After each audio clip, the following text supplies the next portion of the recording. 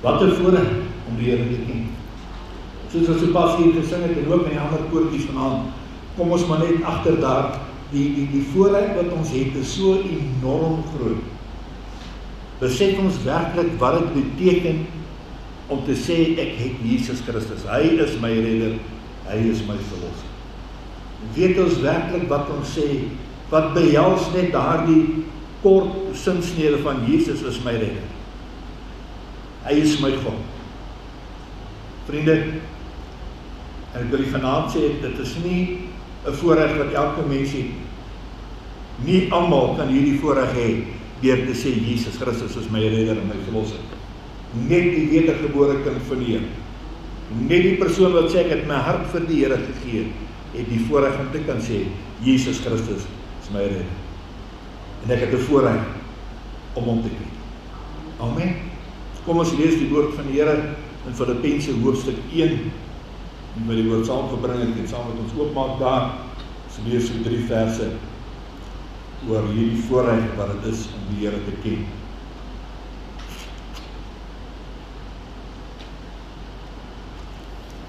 Paulus skryf aan die gemeente Filippense.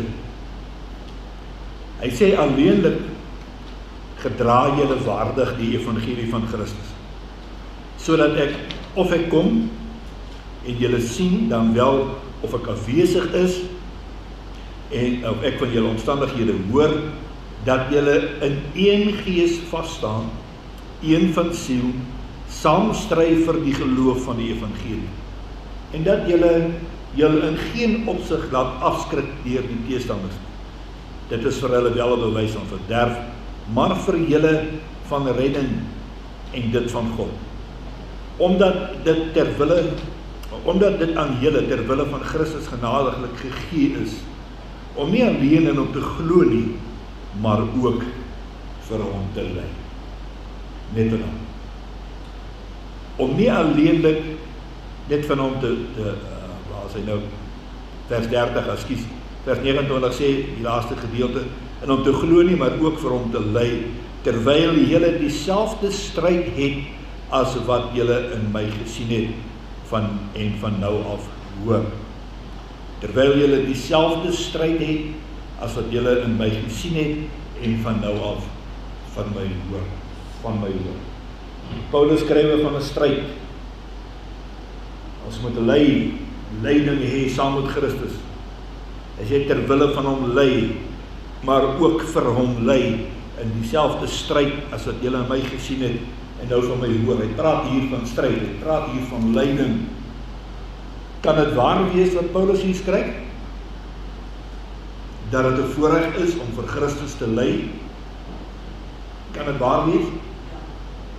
Wanneer ons die terme van 'n martelaar se lyding dink, as daaraan dink, hierdie lyding wat deur hierdie persone gegaan het, kan daar sekerlik 'n bietjie waarheid insteek, nee. Dit sal sekerlik 'n wonderlike voorreg wees indien God my die krag en die genade skenk om lyding namens hom te weerstaan. Wanneer daar nou werklik vervolging kom en jy moet nou besluit. 'n Besluit maak vir die Here of 'n besluit maak teen die Here. As jy vir hom besluit, word jy gemartel en jy sterwe op die einde van die dag. Daardie soort tyd. Maar die preek lyk 'n bietjie anders as wanneer ons gaan kyk na liggaamlike lyding, wanneer ons gaan kyk na emosionele aftakeling as gevolg van siekte of 'n ander tipe vermoeienis. Kan daar werklik vir iemand wat liggaamlik moeg is en meer uitgemergel raak, enige voorreg in wees om so te ly? Op die ooghou wil dit nie vir ons voorkom. Ek sien groot mense wat vir 3 jaar net bedlend is, wat nie kan praat nie, wat nie kan sien nie, wat nie kan hoor nie. Hulle lê net 'n bondeltjie bene, 'n sakkie bene wat daar onder 'n kombersie lê. Kan dit vir so iemand 'n voorreg wees? In die gemeente in Filippe was daar eerder sprake daarvan dat die lidmate gelei het terwille van die verkondiging van die evangelie. Waarskynlik is hulle ook gemartel en hulle selfs doodgemaak vir hulle geloof. En dis 'n ander tipe lyding as byvoorbeeld die lyding as gevolg van siekte. Die feit bly staan, dit maak nie saak watter vorm van lyding hier ter sprake is nie, of dit nou deur die hand van 'n mens geskied, of dit nou die invloed van buite is, lyding is deel van ons lewe. Kom op 'n stadium in jou lewe wat jy daai lyding sal deurgaan. Geen mens of jy nou oud of jonk is en of jy nou arm of ryk is nie, maak nie saak of jy mooi of lelik is nie. Op 'n stadium gaan hierdie lyding jou pad langs kom en jy gaan daaraan uitgelewer wees. Die vraag is dus nie wie lyding ervaar en wie nie. Die belangrike vraag is hoe gaan ons hierdie lyding hanteer? Wat gaan ons maak met hierdie lyding? Jy weet, die vertrekpunt om hierdie vraag te beantwoord sal sekerlik wees by die vraag van waarin het lyding sy oorsprong? Waar kom dit vandaan dat ons moet ly? En die vraag waarmee die kerke en die gelowiges al vir baie jare worstel, is juist hierdie ene: waarom is daar dan lyding vir die kinders van die Here? Waarom moet hierdie liefdevolle God, hierdie almagtige God se mense deur lyding gesit word? Wat die geval dan ook al mag wees. Wanneer ons gaan kyk na die verhaal van Job, en ek dink Job is 'n baie bekende verhaal, ons is lief om aanhalings te gaan haal in die woord rondom Job, dan sien ons maar dis die boek waar baie die oorsaak van lyding gesoek word. Wanneer ons die boek van Job gaan lees. En dan kan die vraag ontstaan, kan dit dan moontlik wees dat God self 'n stadium aan lyding uitgelewer was en dat hy op 'n stadium magteloos was en dat hy nie hierdie situasie kon verander nie? Nee, ek glo nie. Kan dit dalk wees omdat God sy kinders wil straf? Nee, ek glo nie. Steek daar waarheid in die gedagte dat die duiwel agter die smarte van die mense. En al hierdie vrae het die arme Job ook gevra. Sy vriende het nou toe gekom met raad. Elkeen het sy eie stukkie raad gegee. Sy vrou het gesê, vervloek die Here sodat hy jou straf en jou doodmaak. Maar Job het volgehou met sy eie onskuld. Ons ken die verhaal. Hy het niks gedoen om dit te verdien nie. Die oorsaak van sy lyding was dus nie by homself nie. Moet dit dan nie eerder by God gesoek word? Dis die vraag. En deur al hierdie soeke en al hierdie verwyte, dink ek, die Here sou een kan sit op die klip. En hy het nou hierdie prentjie gesit en kyk, hoe die mense worstel oor hierdie vraag. Van waar kom dit vandaan? En ek glo, as ons die Here kom sien, sou hy moontlik gesit en smile daar op die klip vir ons vreemde gedagtes en dink maar in die gedagtes van 'n Job, daardie voorstelle wat hy gehad het, Job se vriende, Job se vrou. Ek dink ek die Here nog al 'n tamelike sin van humor gehad terwyl hy daar op die klip gesit het en hierdie mense gade geslaan het oor wat hier gebeur. Want die Here het stil gebly. Hy het net geluister. En dan skielik breek God hierdie stilswye af. Ek kan amper sê 37 hoofstukke daarna het God gesê genoeg is genoeg. Hierdie pratery was nou genoeg. Dis nou klaar. En skaars het God begin praat en Job besef, iemand ek sal. Job besef, ek het nou genoeg gesê. Hy sê, Here, ek het gesê, ek het gepraat van dinge wat ek niks weet nie.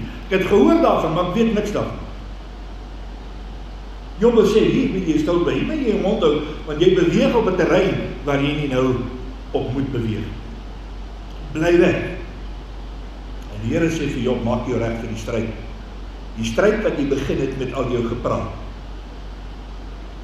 Jy wat dink, jy weet iets van my. Is dit nie baie keer waar ons is, wanneer ons in 'n situasie kom, dat ons wil die Here voorskryf. dat ons wil die Vader sê, maar dis eintlik hoe dit moet werk in my lewe. Here, dis nie wat vir my bedoel was. U het vir my beloftes gegee, en ek glo nie hierdie is deel van my beloftes. En ons het soveel dinge wat ons na Vader se kant toe gooi, soveel dinge wat ons wil sê, dat die Here op 'n stadium vir jou kom sê, maar bly jy nou stil. En luister jy nou 'n slag vir my, waar was jy toe ek die aarde se fondament gelê? Wie dink jy die aarde afgemeet? Weet jy dit? Wie het die maatlyn oor die aarde gespan? Wie die aarde op sy voetstukke gesit? Wys dit vir my hierdie. Jy wat so baie praat en tog so baie slim is. Vertel vir my. Waar is die plek waar die lig woon? In die donkerte, waar bly dit? Was jy al daar waar die sneeu geberg word? Wie gee die reën? Wie bring die reën en die ys? Wie beheer die sterre? Weet jy hoe werk die sterre? Kan jy die wolke laat saamstem? Die Here is besig om met Job te praat. Kan jy die donder en die weerligstrale uitstuur? En God vul Job se kop met vrae, en hy kan nie anders as om die boodskap te kry nie. Net God ken homself. As daar een is wat hom ken, sit hy self. Ons kan hom nie so ken. En Job kan nie anders as om te besef, net God kan hom definieer. Niemand anders. Job kry kans om die kop op te tel, net sy kop te skud, en die volgende vraag kom, Job kry die boodskap, jy moet eers die alfabet ken, voor jy kan lees. Jy moet eers die ABC van die hemel ken, voor jy iets van my kan sê. Of anders gesê, sodra jy, Job, in staat is om hierdie eenvoudige dingetjies te doen, soos om die sterre op hulle plek te hou, of om dit te laat reën, soos sy vlerke te laat klap, dan kan ons begin praat oor die sin, of die rede, agter jou pyn en jou lyding. Ook soos Job soveel ander voor hom, en nog baie na hom, en moes tot die gevolgtrekking kom, dat ons as mens het nie al die antwoorde vir die oorsprong van ons lyding. Ons is nie altyd die rede daarvoor nie, maar ons het ook nie altyd die antwoord nie. En die vraag oor hoekom mense vra, ja, self die grootste gelowiges vra, want hulle word net soos blootgestel aan hierdie lyding. En selfs vandag met alles wetenskaplike tegnieke en hierdie baie geleerde mense, kan ons nog nie hierdie eenvoudige antwoord beantwoord. Hoekom is daar lyding? Beteken dit dat die mens uitgelewer is aan 'n sinloosheid waarin die lyding die laaste sê in jou lewe het? 'n Lewe waarin elke mens uitgelewer is aan 'n bestaan wat gevul is met pyn en seer. Wanneer iets geen betekenis het, my vriende, dan is dit volgens die Woordeboek sinneloos. Lyding is dit sinneloos as dit geen betekenis het. En dit bring ons terug by die vraag wat ons in die begin gevra het. Hoe gaan ons hierdie lyding hanteer? Die Bybel gee nie vir ons antwoorde oor die oorsprong van lyding nie, maar dit gee vir ons antwoorde op hierdie vraag van hoe moet ons hom hanteer? Dit gee vir ons 'n paar opmerkings waar ons kan gaan kyk. En wanneer ons hierdie vraag beantwoord, dan sien ons dat ons lyding in sommige gevalle wel sin het, dat dit wel betekenis het. In sommige gevalle is dit maar net nutteloos en dit is nie regtig iets van noemenswaardige betekenis nie. En Paulus is van mening dat dit wel in die Christense lewe betekenis moet en kan. Ek lê daar in die hospitaal. Dis vol smiles hier weg. Iemand het nog gesê, as jy daar nog terugkom, pastoor, dan hardloop ons 'n marathon. Ek sê, ja, jy moet so lang kom. Ek sê, daar naby Philipston sal ek jou kry. En dan kan ons die pad teruggaan. So vol moed, ek kom terug, ek hardloop weer, ek stap weer, ek doen alles is reg. Die volgende oomblik lê ek in ICU. Die volgende oomblik lê ek daar op my sy gedraai, my regterkant se sy, en ek hang my hand af tot so ver as wat ek kan, dat ek net kan asem kry en ek sien hoe die dood in hy gang af. Ek ervaar die pyn, ek ervaar die lyding, ek ervaar hoe Jaap my vat en hy dra my in die troonkamer van God in. En toe ek hierdie boodskap skryf, toe besef ek, dit is hoekom ek dans lê. Dat ek die nabyheid van die Here kan ervaar. Dat ek werklik kan ervaar hoe dat die Here sy hand oor jou hou. Hoe dat die Here jou beskerm en jou behoed en bewaar, terwyl die bose magte rondom jou veg vir jou lewe. Die Here en sy engele is net daar. God is net daar. Voor die tyd het ek dit nooit so besef nie. Voor die tyd het ek dit nie geweet nie. En die Here stuur my deur hierdie lyding, hy stuur my deur hierdie ding, wat ek self nie regtig al die antwoorde voor het nie, maar ek lê daar, en daardie agtermiddag besef ek, ja, daar's nog soveel om van U te leer. Soveel om te ontdek. So nader om aan U te kom. En jy weet net, ek kan nou sê, daar was so 'n goeie rede vir. Ek kan die Here prys. Vir pyn en lyding wat my gebring het op 'n plek, waar ek 'n dieper, intieme geleentheid kon hê, om met die Here te doen. Paulus vermaan die gemeente dat hulle te midde van die gevaar en hierdie onderdrukking standvastig moet bly. Maak nie saak wat gebeur nie. Maak nie saak wat in jou lewe aangaan nie. Bly standvastig. Hierdie woord standvastig in die Griekse teks het dieselfde betekenis as 'n perd wat op sy agtervoete gaan staan wanneer hy skrik. Wanneer 'n perd skrik gemaak word, is hy geneig om so op sy agtervoete te gaan staan, want hy wil vasstaan. Hy wil vasdraai. Paulus sê hierdie gemeente, julle moenie weghardloop vir julle probleme nie. Maak dit eerder vierkantig, kyk dit vierkantig in die oë, trotseer dit. Vat jou pyn, vat jou lyding, trotseer dit. Nader tot die Here. Moenie afgeskrik word teen hierdie dinge wat jy wil onderdruk nie, teen die bose en sy magte wat jy wil vernietig. Moenie dat jy afgeskrik word deur hierdie gevare nie. Selfs dink die res van die wêreld, maar jy's met dwaasheid besig. Want as jy in hierdie standvastig lê jy oorwinning. Daar is jou oorwinning. Juis hierin kry die lewe vir jou betekenis. Hierin kry die lewe vir jou sin. Hy sê vir daai gemeente in Filippus, verduur die lyding terwille van die evangelie van Jesus Christus. Paulus het waarlik 'n gedeelte in Romeine 5 'n gedagte gehad, toe hy sê, ons verheug ons ook in ons swaar kry. Want ons weet ons swaar kry kweek volharding, en volharding kweek die egtheid van geloof. En die egtheid van geloof kweek die hoop, en die hoop beskaam nie, want God het ons sy liefde in ons harte uitgestort deur die Heilige Gees wat hy aan ons gegee het. En daar in die hospitaal het ek hierdie beleef. Daar het hierdie vir my 'n werklikheid geword. Swaar kry kweek volharding. Volharding kweek egtheid van geloof. Egtheid van geloof kweek hoop, en die hoop beskaam nie. Daar het ek dit geleer, daar het ek dit ervaar. Stywer jy vashou in die Here, hoe sterker dra die Here jou deur. Amen. Vriende, swaar kry en lyding kweek die egtheid in die geloof.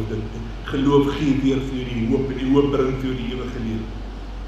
Vir Paulus was dit 'n voorreg om ter wille van God te mag ly.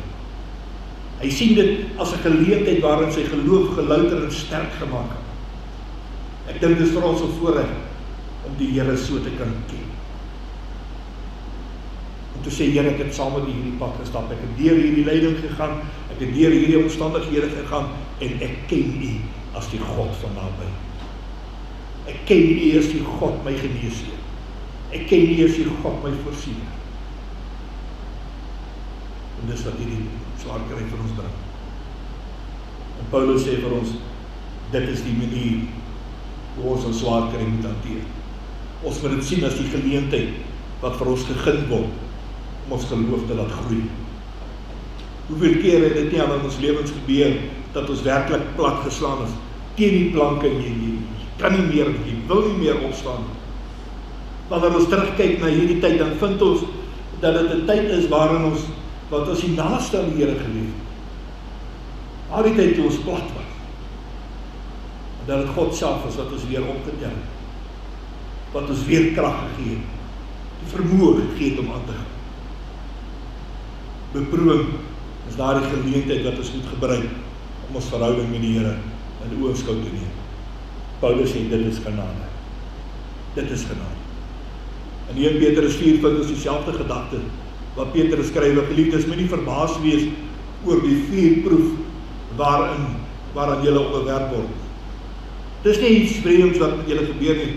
Wees liewer bly, hoe meer julle die lyding in Christus deel, want dan sal julle ook oorloop van vreugde by sy wederkoms in heerlikheid.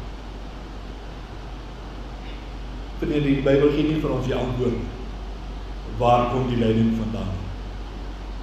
Maar het bied vir ons die antwoord van hoe ek die Here moet verstaan en hoe ons dit moet gebruik. Die Christen sal altyd na die lydingsgebeure kyk en vra, wat is dit vir die Here vir my wil leer of wil sê? Die ongelowige sal na dieselfde gebeure kyk en net die sinneloosheid daarin raak sien. En vir 'n goddelose is hierdie 'n wêreld en die lewe die enigste wat ek ken. Maar vir die gelowige kind van die Here is daar 'n ander lewe. Daar is 'n ander wêreld. Ons lewe nou al reeds as kinders van die lig. Ons lewe nou reeds as mense van die nuwe bedeling. Ons ervaar die lyding wat op ons pad kom en ons aanvaar dit, want ons weet dit is net tydelik. Dit is ons voorreg om dit te kan doen. Want daardeur word 'n geleentheid geskep om die Here werklik te dien.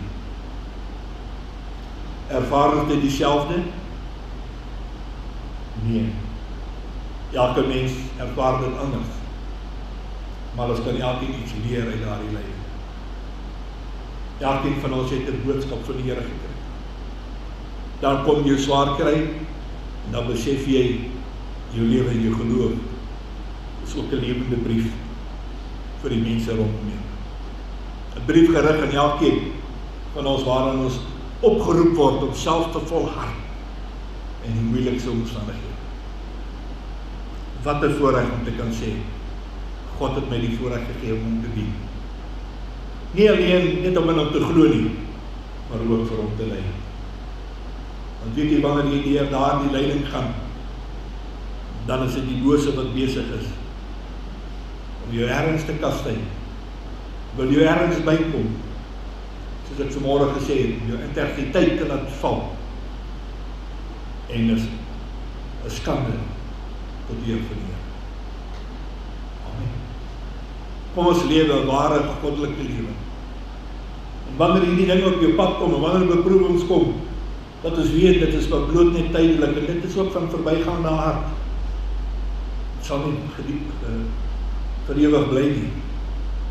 En ons gee die eer aan Jesus Christus. Het is heerlik om vir hom te lei. Ek kan die versekering gee. Die beloning is vanuit 'n ander werk. Kom ons lei die. Waarmee sit jy vanaand? Dalk gaan jy vanaand deur 'n tyd van beproewing, 'n tyd van lyding, 'n tyd van swaar. Die Here sê vanaand vir jou, my kind, hou vas, volhard, die einde is naby. Die einde van die beproewing, die einde van die lyding, die einde van die swaar is naby. Ek het vir jou iets beters voorberei. Hou vanaand vas aan hierdie woord van die Here. Hou vanaand vas aan dit wat die Here vir ons gegee het. Gebruik daardie geleentheid om aan die voete van ons Vader te kan wees, om sy liefde te ervaar en sy krag en sy teenwoordigheid, en sy voorsiening, en sy vertroosting te ervaar, soos net hy dit vir jou kan gee. Vader, dankie dat ons vanaand kan weet, dat selfs in die donkerste omstandighede, laat U ons nie alleen. U is altyd daar aan ons sy, U behoed en U bewaar, deur die krag en deur die sterk. Dankie, Here. Bid die seën vir elkeen vanaand. Gaan met ons op ons pad vorentoe. En daar waar ons ten aanskouing kom van hierdie dinge, dat ons die kop hoog oplig, dat ons soos daar die perd op die agtervoete staan, gereed vir dit wat U vir ons het. Dankie, Meester. Ons eer U en ons loof U daarvoor in Jesus kosbare naam. Amen.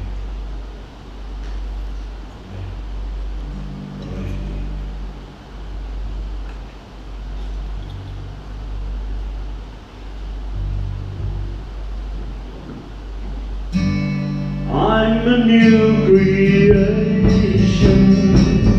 I'm a brand new man. Old things have passed away, I'm born again.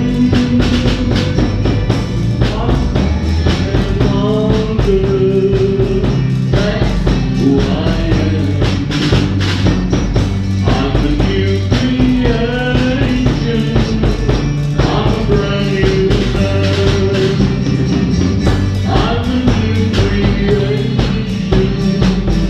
I'm a brand new man. Old things have passed away, I'm born again. More than a conqueror, that's who I am.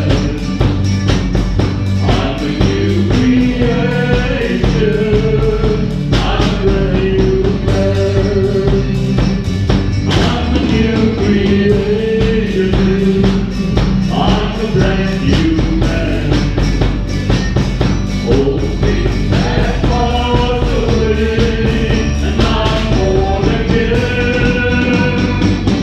More than a conqueror, that's who I am. I'm a new creation, I'm a brand new man. Halleluja, wat 'n heerlike voorreg om te weet ek is 'n nuwe skepsel. Amen. Hier is die stukkie in die ou, nuwe, net nuwe.